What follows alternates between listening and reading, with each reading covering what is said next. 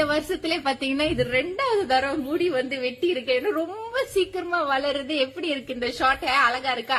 காரணம் என்னன்னு பாத்தீங்கன்னா கண்டிப்பா கீர்த்தி ஹெர்பஸோட கோகனட் ஆயில் ட்ரீட்மெண்ட் ஷாம்பு தான். இது வந்து முழுக்க தேங்காய் எண்ணெய் அதுக்கப்புறம் புரோட்டீன்ல வந்து செஞ்சிருக்கோம். யாருக்கெல்லாம் முடி வளர மாட்டேங்குது கம்ப்ளைண்ட் பண்றீங்களா Yellow Bag 30 போய் பர்ச்சேஸ் பண்ணிக்கோங்க.